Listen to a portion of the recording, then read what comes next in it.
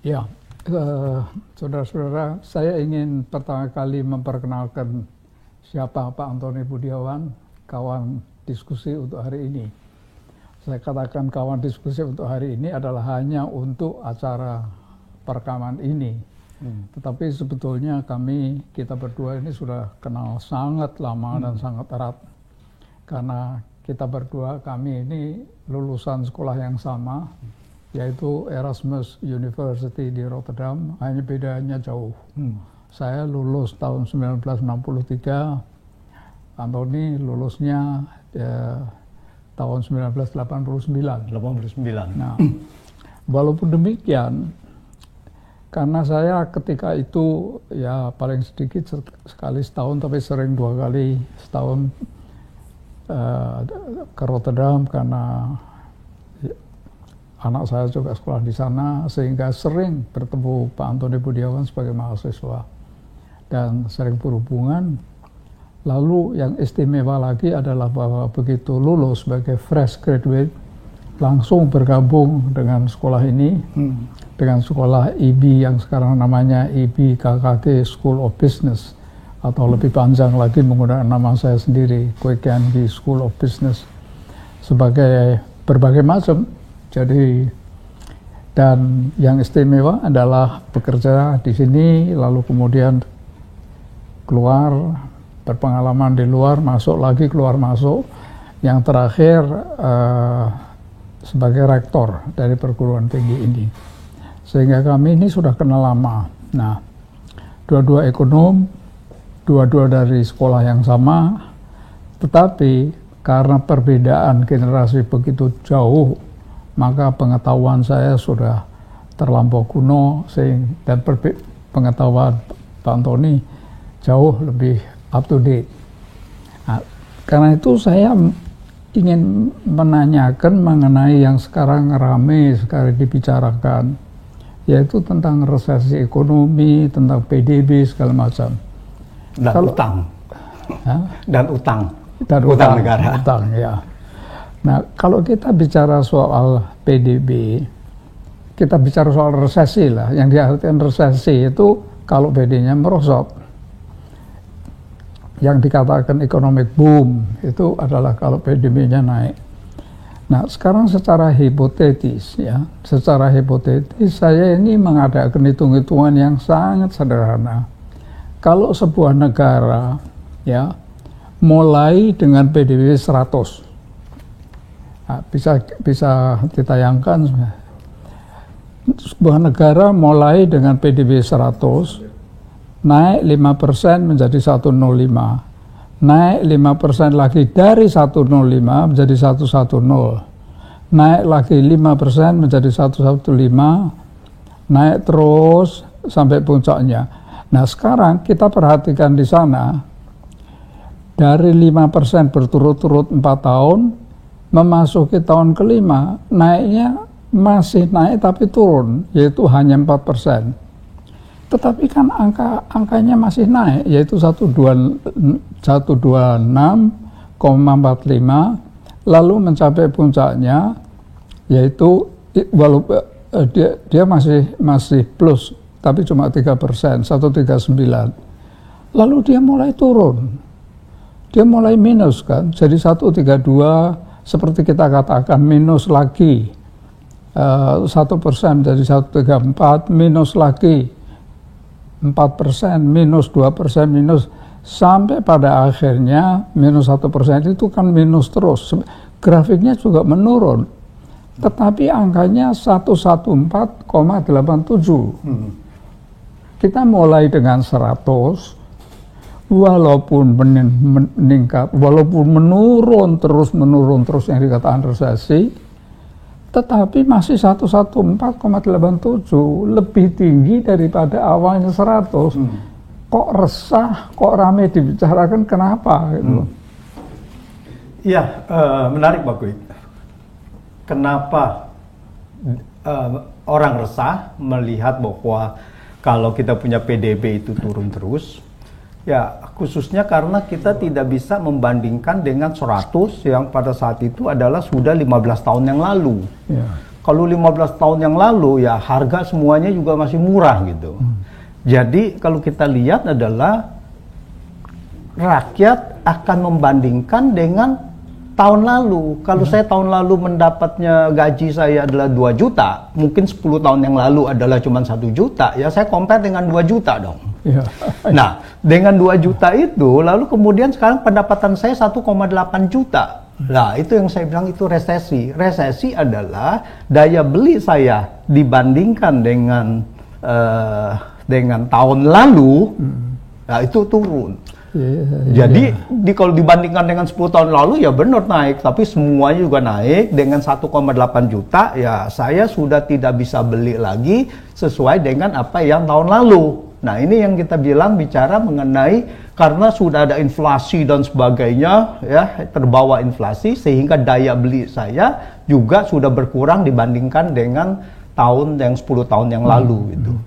Nah itulah bahwa PDB kalau dari real kita membandingkan PDB-nya ya, kalau kita bilang ekonomi ukurannya PDB, secara realnya itu ya kita membandingkan dengan yang sebelum-sebelumnya ini. Ya. Saya ingat sekarang. Ya. Saya ingat.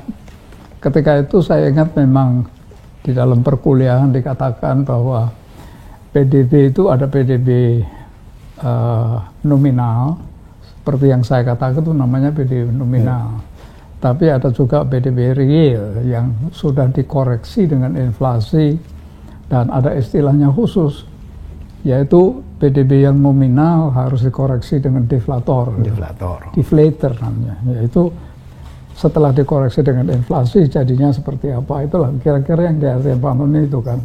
Ya, begitu, dan dibandingkannya dengan jangka waktunya adalah biasanya kita membandingkan dengan tahun sebelumnya gitu kan. Dengan tahun sebelumnya tadi itu turun sudah 116,905 lalu menjadi 114 gitu. Sekarang kalau memang begitu ya, jadi kalau PDB secara real pun meningkat, apa artinya, apa betul bahwa itu otomatis berarti kesejahteraan bangsa kita meningkat secara adil?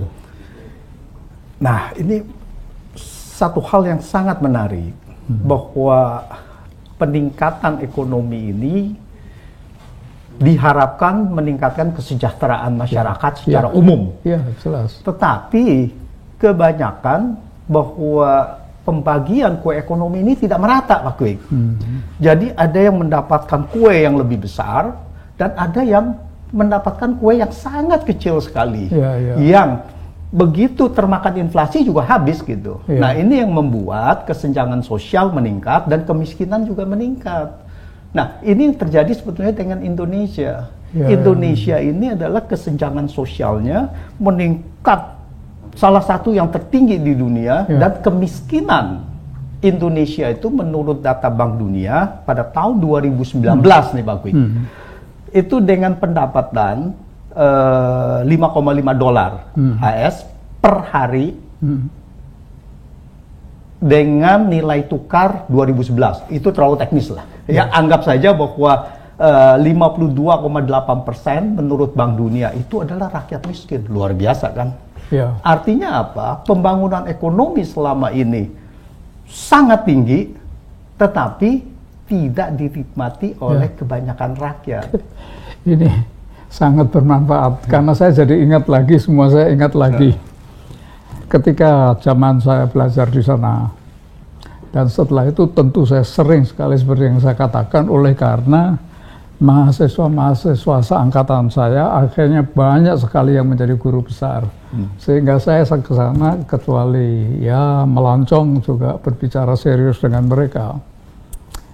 Itulah sebabnya ketika saya sudah, akan tapi semakin lama semakin hebat, mereka menyadari ini, lalu mereka melakukan kebijakan-kebijakan sampai Belanda itu menjadi yang dinamakan welfare state atau negara kesejahteraan. Ketika itu sudah yang menjadi kampiun nomor 1 adalah 3 negara Skandinavia dalam hal kesejahteraan dan keadilan, yaitu Swedia, Norway, dan Denmark. Yang kedua adalah Inggris dan Belanda. Inggris dan Belanda kurang lebihnya sama, oleh karena Inggris itu yang paling menonjol, maka terkenal sekali setiap manusia yang ada di Inggris dan sakit, dalam hal dia mendapat perawatan di poliklinik itu gratis. Bukan hanya warga negara Inggris.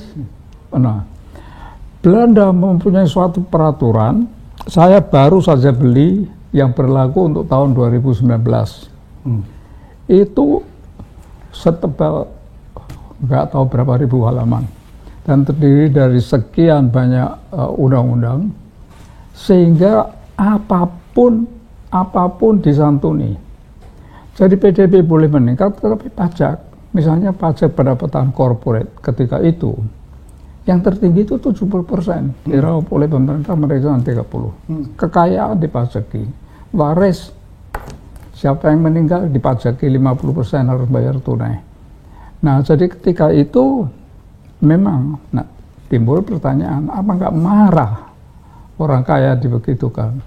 Ketika itu tidak marah, malah banyak wawancara di TV, orang-orang kaya ini ketika ditanya, dipajaki begitu banyak, oh nggak apa-apa, oleh karena saya menyaksikan sendiri bahwa negara ini negara yang sejahtera, yang adil dan semua bagus. Terus saya mulai berpikir baru belakangan, kenapa kok mereka rela bayar pajak? Ternyata karena nggak ada korupsi. Di sini kalau saya tanya beberapa teman orang kaya, nggak begitu rela karena uangnya dikorup gitu. Jadi saya ingat lagi tentang keadilan. Jadi PDB boleh meningkat, tetapi tidak berarti bahwa rakyat banyak menikmati ya. Nah. Iya. Ini kalau kita bicara keadilan,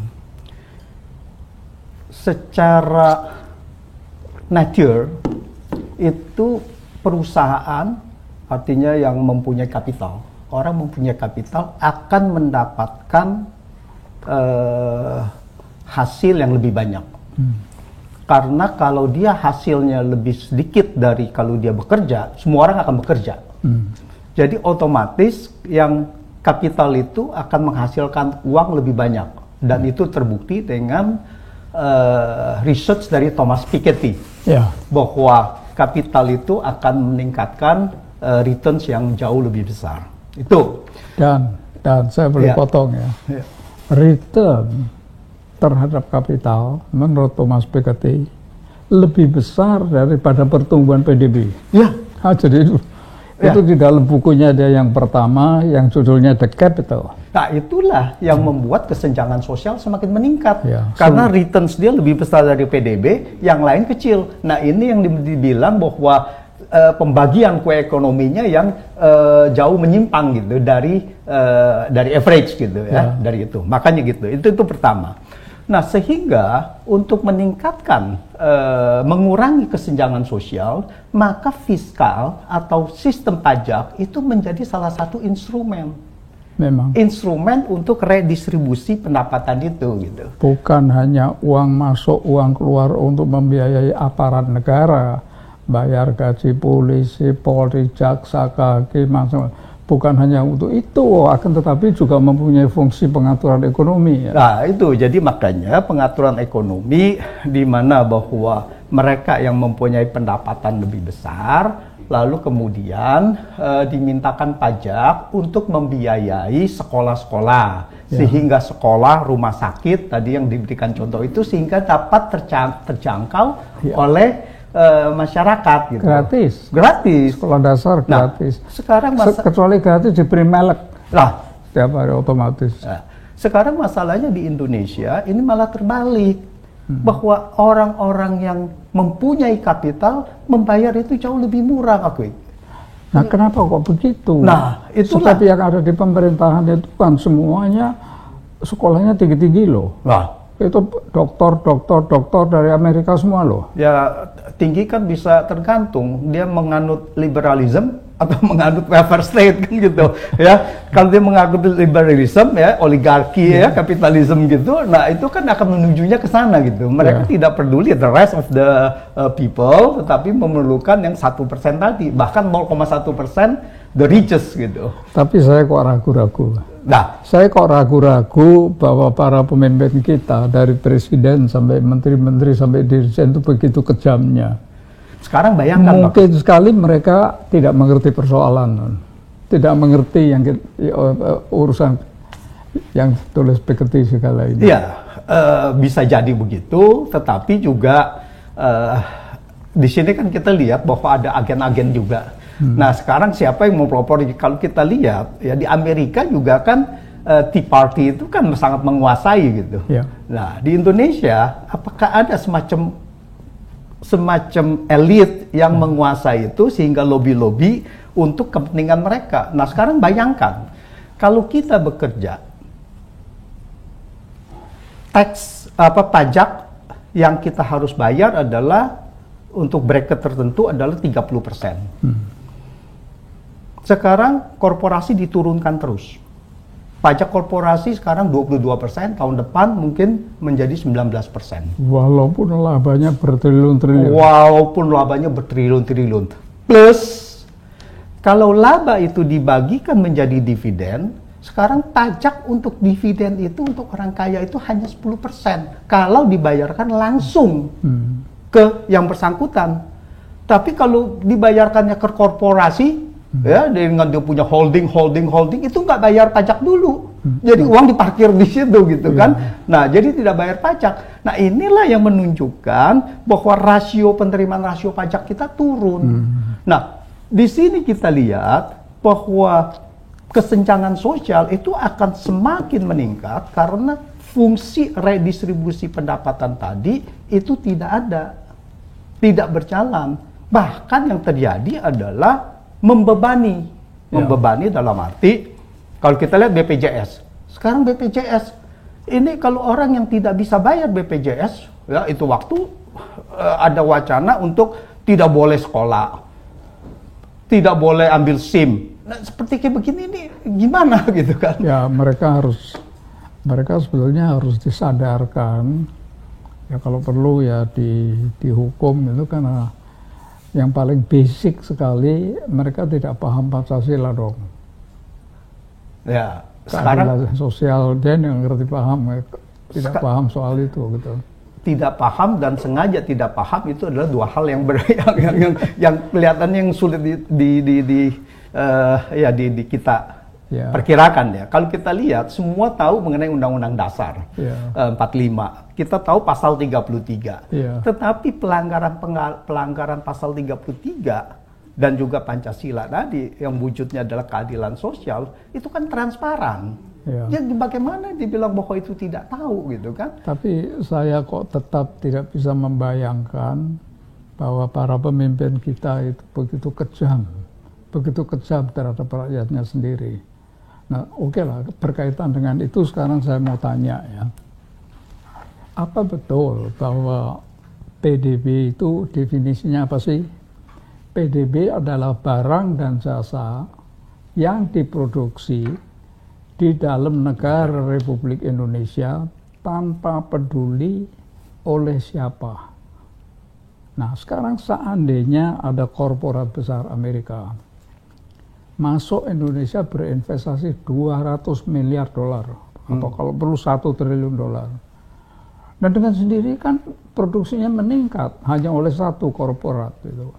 Itu betul apa enggak sih definisinya begitu? Saat ini definisinya memang begitu. Lalu kita ada yang namanya GNI, Gross National Income, Gross National Product. Sebetulnya ada koreksi-koreksi untuk ke situ. Tetapi sekarang secara universal yang dipakai adalah PDB. Komponen dari, kalau kita koreksi dari PDB ke Gross Domestic Product ke Gross National Product.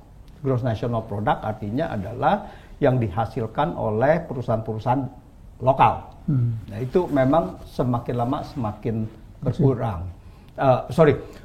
Rasionya itu semakin tinggi jadi diskrepansinya itu tidak begitu terlalu signifikan lagi. Itu. Tetapi sekarang masalahnya adalah ini yang terrefleksi di dalam defisit transaksi berjalan. Oke, saya jelaskan begini Pak Kwik. kalau ada investasi asing, mereka kan pasti akan mendapatkan uang kembalinya toh. Ya. Pengembalian itu adalah bentuk dalam dividen. Ya. Kalau kita bicara, kalau saya pengusaha, saya akan bilang bahwa investasi saya akan kembali dalam 5 tahun. Artinya apa? Yang 100 miliar, 200 miliar tadi, itu 5 tahun itu kembali. Tetapi kan investasi dia terus sampai puluhan tahun di sini. Ya. Nah, misalkan perusahaan siapa, mana yang sudah lama sekali, Unilever gitu. Unilever kan uangnya sudah kembali itu. Oh, sudah lama. Sudah lama. Lalu sekarang apa yang ada? Yang adalah sekarang adalah dividen-dividen yang keluar dari Indonesia. Ya. Nah, ini yang dicerminkan di dalam transaksi berjalan. Ya. Dan kita defisit, dan defisitnya semakin besar. Kalau kita lihat ekonomi kita dari setelah reformasi, ya, dari tahun 2000 sampai 2020 sekarang, anggapnya dari 2004 datanya itu lengkap, data PDB, itu defisit transaksi berjalan itu dari 14 miliar yang keluar, itu sampai 40 miliar sekarang.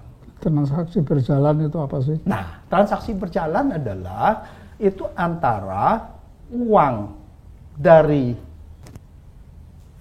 individu atau korporasi Indonesia di luar negeri dikompensasi dengan uang dari asing yang menanamkan modalnya di Indonesia keluar. Ya, itu yang bentuknya sebetulnya dari dividen lah. Lebih banyaknya dividen. Dan dividen dan kalau asing membeli surat utang kan dia dapat bunga. Nah, bunganya itu kan dibawa keluar. Karena dia asing kan gitu, dia risiko. Nah, jadi bahwa kalau kita sandingkan itu namanya transaksi berjalan. Ya, jadi uang dolar masuk, uang dolar keluar, itu defisit apa surplus. Di samping tentu saja ada yang transaksi ada neraca perdagangan dan sebagainya. Tetapi yang saya menyoroti adalah hasil dari investasi ini. Hasil investasi ini di dalam komponen transaksi berjalan dinamakan itu adalah pendapatan primer. Nah, itu defisitnya sangat membengkak dari 14 miliar sampai 40 miliar. Nah, ini artinya apa? Artinya investasi asing di Indonesia sudah menjadi beban ekonomi. Nah, kok diundang terus? Nah, diundang terus. Merah. Nah, kalau yang ini saya percaya mereka tidak mengerti. Nah, karena apa? Karena mereka diundang karena saat ini kita memerlukan uang dolar masuk. Karena yang tadi kan kita defisit. Jadi urusannya supaya mempertahankan kurs saja. Itu. Waduh, kalau gitu terlampau picik dong. Ya. Nah, makanya saya bahkan kursnya itu ya sengaja, istilah saya tuh didoping terus gitu. Ini kan semacam doping aja. Belakangan ini belum lama kan dijadikan satu BKPM dengan investasi menjadi satu kementerian yang namanya Kementerian Investasi. Nah, itu menterinya itu mengatakan bahwa pokoknya modal asing sekarang masuk sebebas-bebasnya. Cuma katakan saja masuk mau untuk apa, semua saya bereskan.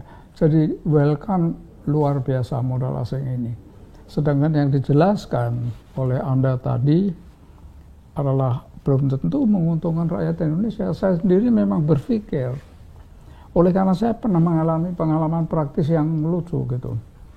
Jadi bank yang sekarang bernama Deutsche Bank, itu dulu waktu masuk di sini namanya European Asian Bank atau EAB.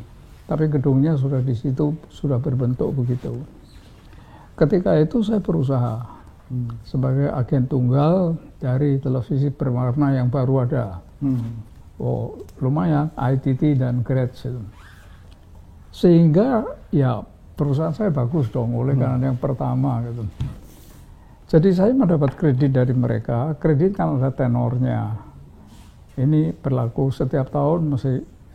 Nah, tetapi kalau perusahaan itu lancar, setiap bunga dibayar terus, itu diperpanjang terus sehingga disebut evergreen credit.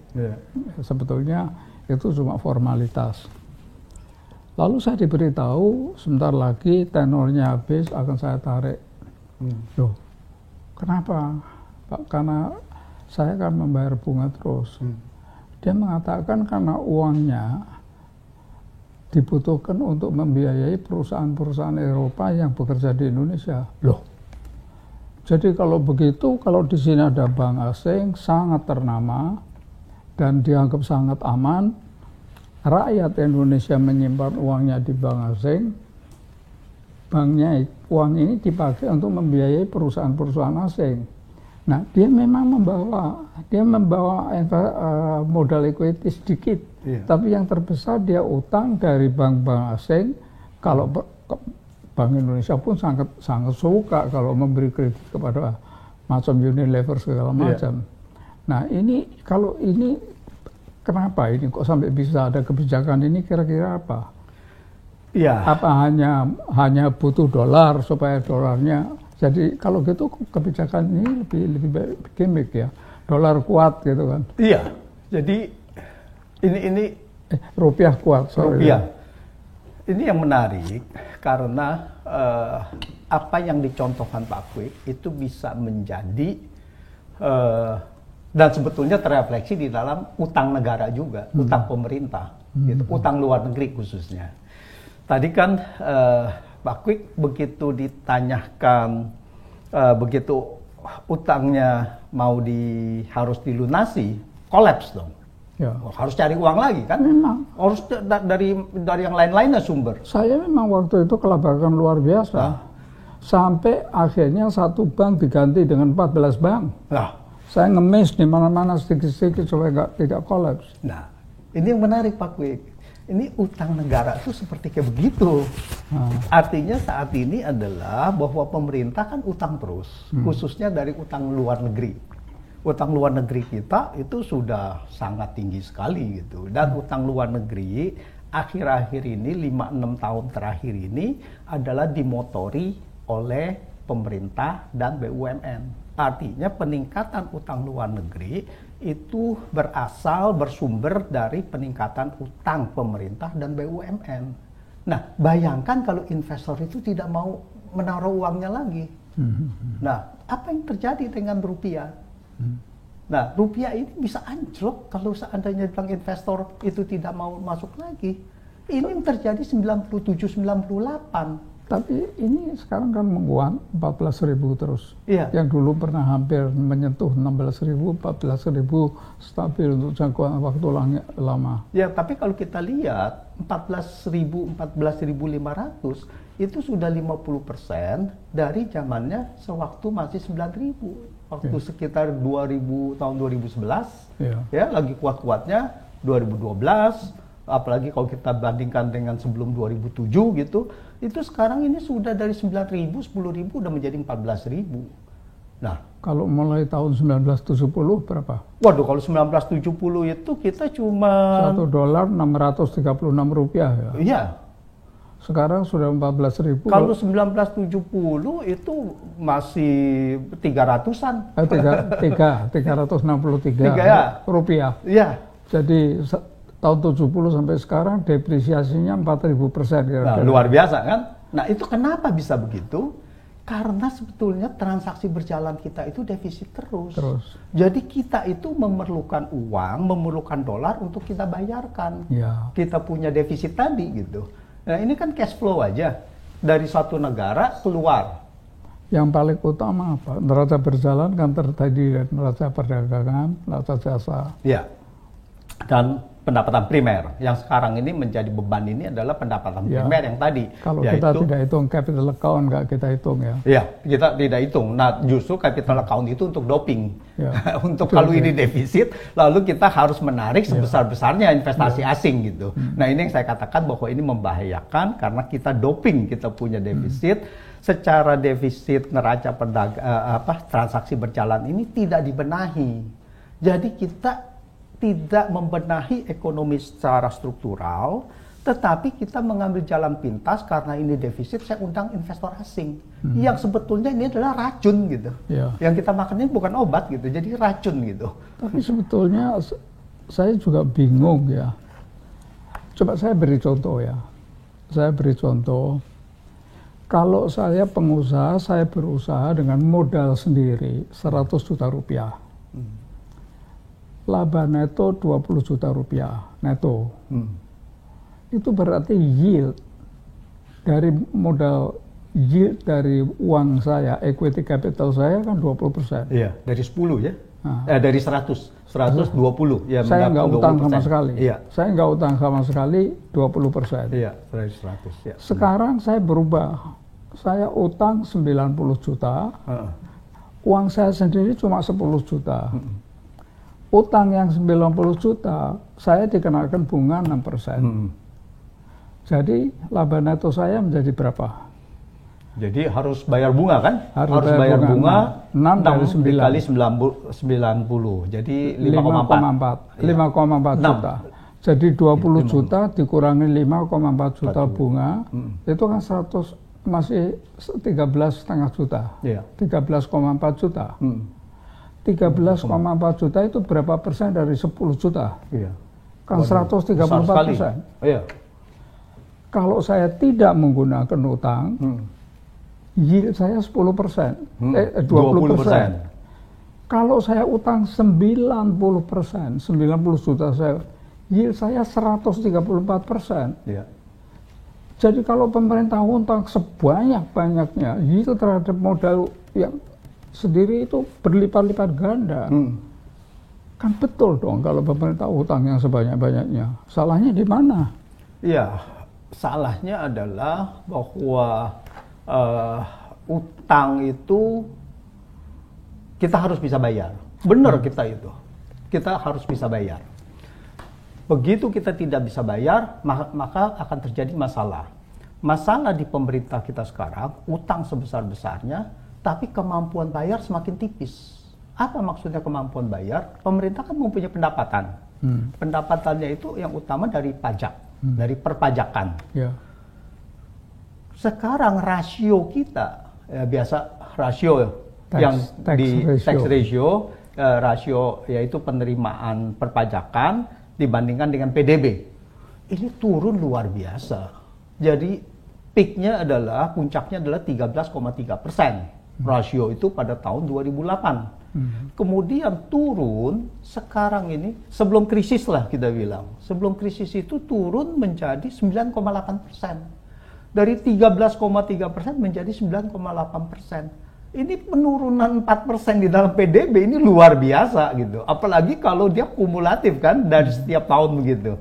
Nah, itu kemampuan untuk membayar.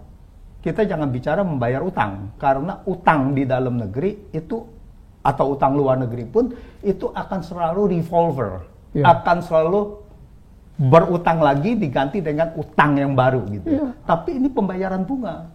Pembayaran bunga, sekarang beban bunga itu sudah mencapai pada Q1 2021 nih, Pak Kwik. Ya, jadi ini datanya masih fresh. Itu rasio beban bunga terhadap penerimaan perpajakan itu mencapai 27%.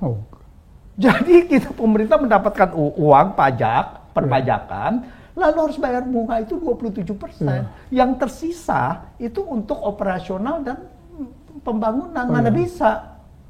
Nah, ini yang membuat masalah akan menjadi kolaps. Jadi utang itu akan bagus kalau memang itu bisa mengenerate kepada ekonomi lagi. Nah, Jadi, tapi kan memang begitu.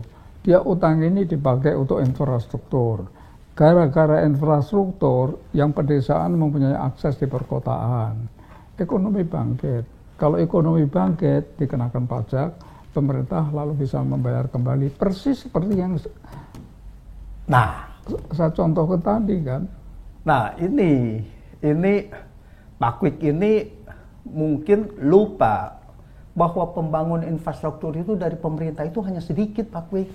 Yang trans itu investor, itu swasta, itu BUMN, itu tidak masuk dalam APBN gitu. Nah, ini salah satu pencitraan yang sebetulnya adalah tidak benar bahwa pembangunan Indonesia itu lebih banyak digunakan untuk infrastruktur. Ada benar, tetapi saya ada data yang bisa membandingkan bahwa belanja modal itu terhadap defisit itu semakin kecil. Nah, jadi kalau kita lihat pembangunan tol itu kan swasta, bukan negara. Ya. nggak masuk APBN gitu. Apa iya? Iya. Sebab kan begini, Nah, buktinya kita dua-dua kan sekolah di Eropa. ya, Dan kita kan Eropa itu kan, kalau kita sekolahnya di Rotterdam ya otomatis kita keliling seluruh Eropa kan. iya. Setiap vakansi segala macam. Itu kan jalan raya bebas hambatan kan luar biasa bagusnya, licin sekali. Kok nggak dikenakan tol? Nah, itulah sekarang kalau ke Surabaya itu lewat jalan apa gratis? Kan bayar terus itu. Dari Jakarta sampai Surabaya itu harus bayar. Pemerintah ini punya kewajiban menyediakan public goods, Iya. barang-barang publik apa enggak sih? Secara teori. Jalan raya bebas hambatan kalau di Amerika disebut freeway. Ya. Kalau di Jerman disebut Autobahn. Kalau di Belanda disebut Snelweg. Ya. Itu seluruh Eropa gratis kan? Ya. Memang ada yang bayar tol, tapi perkecualian kecil sekali, 3%. Ya. Lah sekarang kok lagi-lagi negara kita ini kebijakannya di dalam urusan public goods itu sudah cocok dengan Pancasila apa tidak? Ini kembali bahwa yang diuntungkan dengan tol itu siapa? Ini kan investasi swasta semua. Investasi swasta membangun tol itu dengan di tol itu bisa macet, bisa bayangkan nggak returnnya itu berapa? Iya. Dan cash. Kenapa bahwa negara itu yang tidak membangun sendiri gitu? Jadi saya baru sadar ini. Ya. Dengan demikian swasta itu luar biasa ya. Luar biasa. Ya equity capital, pakai kredit. Nah, bank senang sekali memberi kredit oleh karena pemasukannya pasti, sudah pemasukan pasti cash lagi. jadi kalau tidak kita ada kreditnya, lihat, tidak ada macetnya. jadi yang kalau kita lihat setelah reformasi ini benar-benar adalah undang-undang dasar ini kan sudah dirubah semua. Ya. Ya, udah katanya amandemen sampai keempat kan, 3 kali amandemen, ini adalah yang 3 kali amandemen. Itu semuanya udah sangat liberal. Sangat liberal. Jadi bahwa di Indonesia kepemilikan bank boleh 100% asing. Jalan tol. Sekarang dulu kalau jalan tol kan ada konsesinya. Katanya 20 tahun, 30 tahun gitu kan. Sekarang Jagorawi kok masih tetap aja bayar.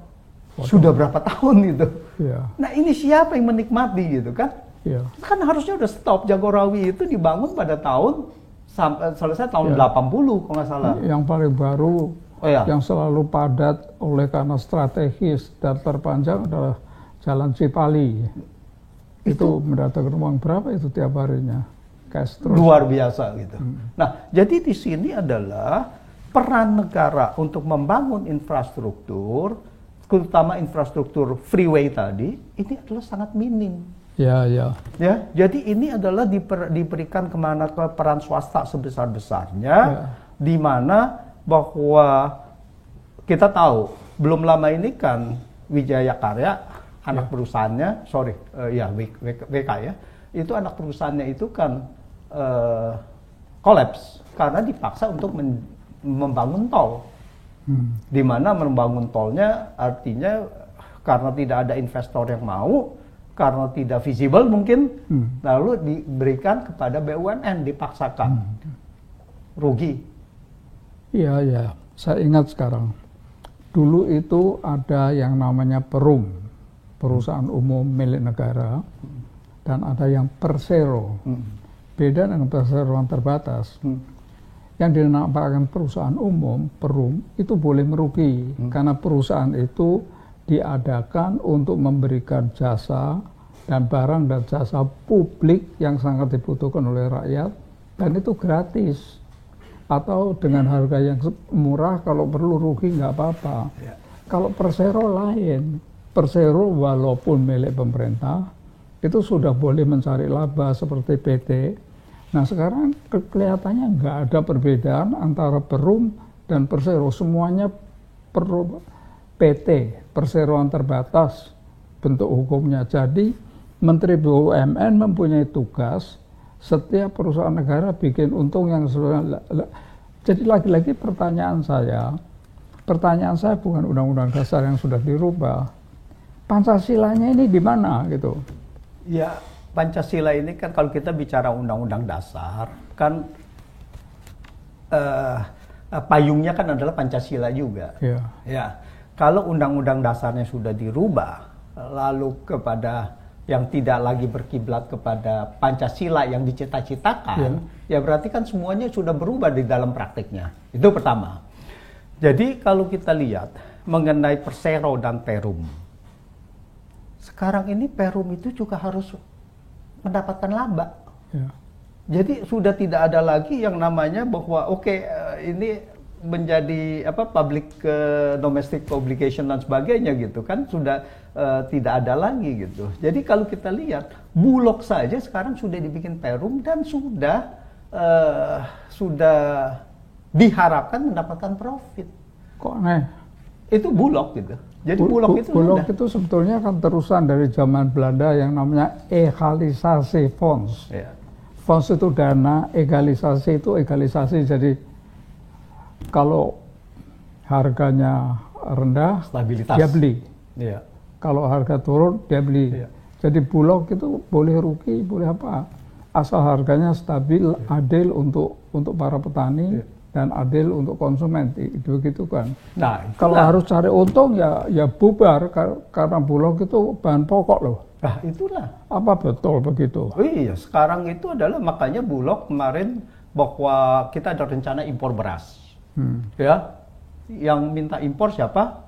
2 kementerian. Mereka cuma bicara berdua, yaitu dua kementerian bicara lalu menugaskan Bulog. Wah, di Dirut Bulog langsung marah-marah. Ya. Saya tidak akan impor, orang semuanya data ini masih ada kok gitu. Karena apa?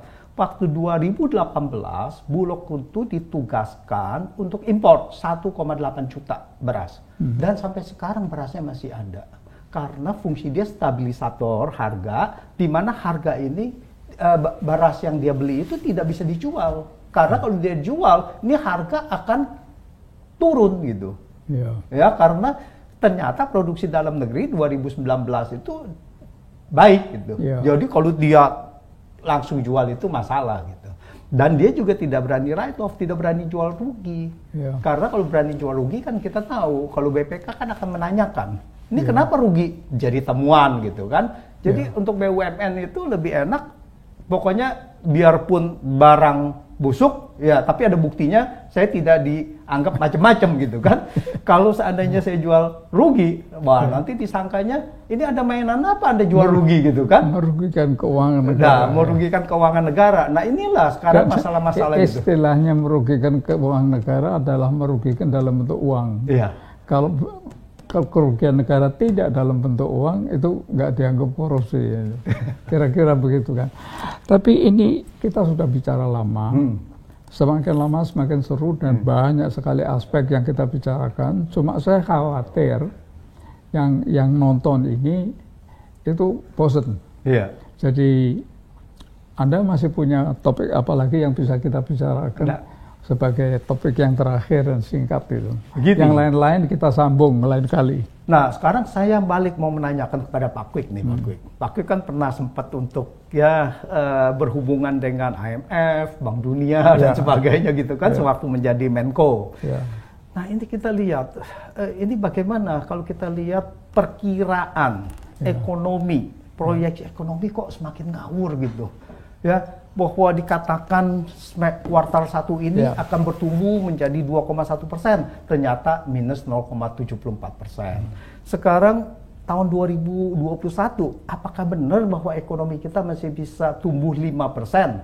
Dan ini dimotori oleh sebelum Indonesia belum ada itu, bahwa Bank Dunia, IMF itu mengatakan Indonesia akan rebound secepatnya, mungkin bisa menuju ke 5%, bahkan 6%, bahkan 7% begitu untuk tahun 2021 gitu. Nah, ini bagaimana kok semakin lama kok proyeksi semakin ngawur gitu? Ya, saya ketika Gus Dur presiden memang diangkat sebagai Menko, tapi tidak lama 1 tahun sekian itu. Tapi karena mewarisi krisis yang berat tahun 98, jadi hubungan saya dengan IMF dan dengan Bank Dunia itu frequent. Bukan erat, tapi sering sekali. Ya. Kesimpulan saya ya bahwa memang bodoh. Antara lain sebagai contoh ya. Ketika itu saya berpendirian bahwa untuk menjaga kurs rupiah harus kita patok capital control. Stanley Fischer sebagai orang kedua dari IMF bilang tidak bisa, loh kok lucu. Alasannya apa? Alasannya karena Indonesia dalam krisis. Kalau dalam Indonesia harus dilepas. Bukannya sebaliknya. Satu. Kedua, urusan rekapitalisasi. Saya ditegur. Rekapitalisasi memenuhi 8%, akan tetapi kok lebih besar daripada kok memberi keuntungan yang lebih besar. Loh, kan Anda dalam letter of intent mengatakan harus 8%. 8% itu mengejar solvency, solvabilitas, kecukupan modal. Kecukupan modal tidak berarti akan menghasilkan laba yang cukup. Jadi solvency dan rentability itu dua hal yang berbeda, tidak bisa dicapai dengan satu instrumen. Itu pun mereka nggak ngerti. Jadi apa? Kesimpulan saya, pertama mereka itu ekonom makro yang nggak pernah belajar ekonomi perusahaan. Berarti textbook aja juga? Textbook nggak ngerti.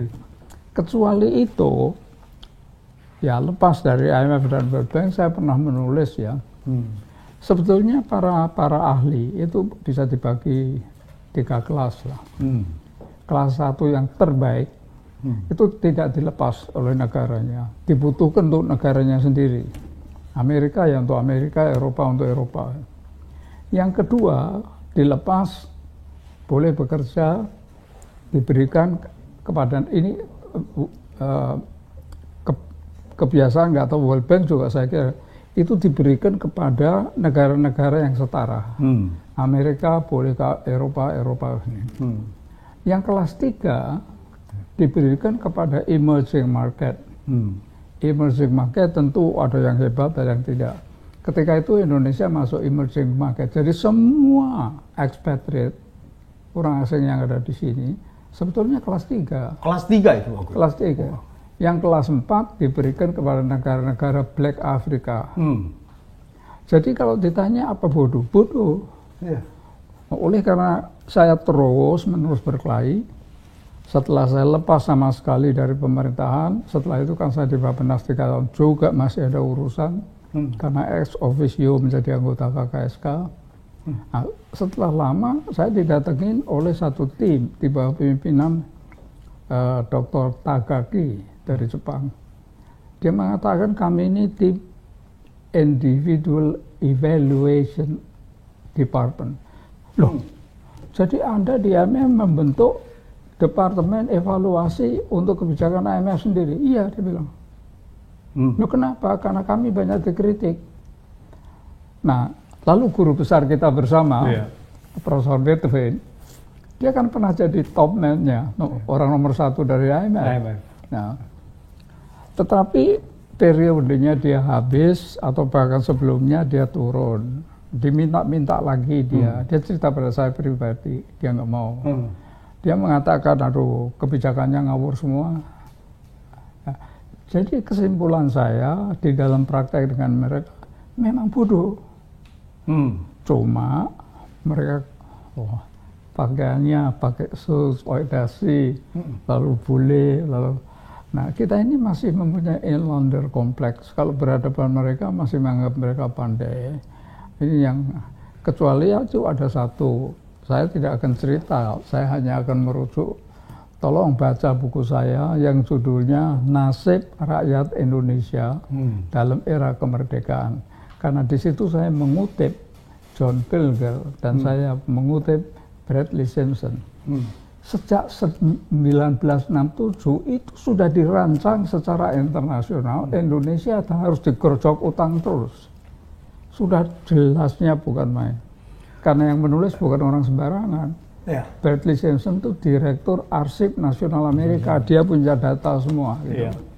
Jadi kalau menurut saya ya dua hal ini saya sudah berkali-kali mengatakan. Kecuali saya memang tidak mengatakan dengan sangat jelas bahwa para ekonom yang ada di IMF dan World Bank itu bodoh lah. Gitu. Kalau sudah tidak ada apa-apa kita akhiri sampai di sini. Nanti kita sambung lagi. Ini pembicaraan yang menarik saya kira. Baik. Terima kasih atas kehadirannya.